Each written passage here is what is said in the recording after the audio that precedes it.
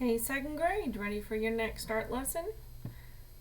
So we've been looking at found item art or found object art with materials that an artist used to make their art is a media, and our media in this case are found objects.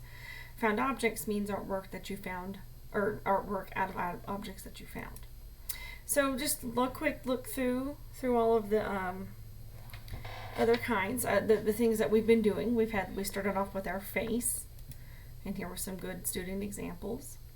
We added we made a body for our person, and here's some of our good examples. Then we did found art on objects, and here's some more really good examples. And then we started to get prepared for our big project. Now, I say that we have to get prepared because this is a little bit different. With you not being in the classroom with me, I'm going to have to leave it to your judgment and your family's judgment as to what you have and what you can use. So for our next project, we're going to have a wide variety of projects coming in. There's not going to be one right way to do it. It's going to kind of be up to you and your family to come up with a way to get to get your project to work. So in the future, for your second grade classes, you're going to start studying pollinators and their environments. Pollinators are things like bees and butterflies, and their environments are where they live and what they pollinate, with that being a garden. And I would like to see if we can combine our two ideas, sustainability and pollinators, and create a found flowers garden. What am I talking about? Well, let's look at some examples of found item flowers that I have found. We've got some found item flowers here.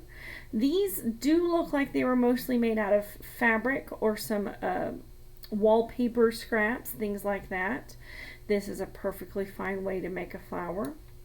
Then we've got some flowers that have been made with a soda bottle top, as well as probably some toothpicks, a bottle cap from another thing, and they've had some construction paper cut out around them, and reused a styrofoam block. Then we've got this lovely flower, and with a pollinator too, from newspapers. Those little tubes look like they could have been straws. Then we've got some cereal boxes that have been cut up and made into the grass and the stems. We've got a button flower made out of, flowers made out of buttons, yeah. Then we've got, these are some really cool ones. It looks like they've got a lot of straws to hold up their stems, maybe even a pin in there. They've used bottle tops to make flowers, some buttons in there. Then we've got someone who's used, and this one's very interesting because this one has to be tied together. This has got those little pop tops from aluminum cans that they've painted, but then they've tied together with purple string in a flower-like arrangement. And then we've got some friends here who have used an egg carton for the grass and for the bottoms of the flowers, and some buttons, and it looks like some cupcake paper, those little holders that they've used to make the flowers. Then we've got some friends who have used yarn to make the outside of their flowers, and once again used an egg crate for the inside. Looks like they've used a toilet paper tube to create some of the stems and some of the soda bottle tops for the inside.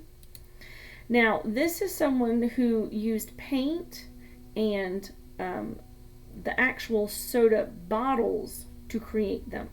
I am going to warn people that soda bottles are hard to cut, so if you intend to use soda bottles, please do so carefully. Make sure there is an adult nearby, because sometimes when they're hard to cut, it might make it, your hands could slip, and I don't want you to cut yourself.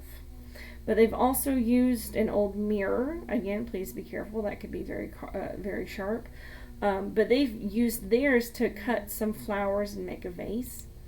And then this is a friend who used a bunch of newspaper and some, looks like some cereal box pieces to cut out. I even see a Kit Kat wrapper in the back there to make some flowers. Now, some of you are probably sitting there thinking, I have no idea how to make a flower out of anything.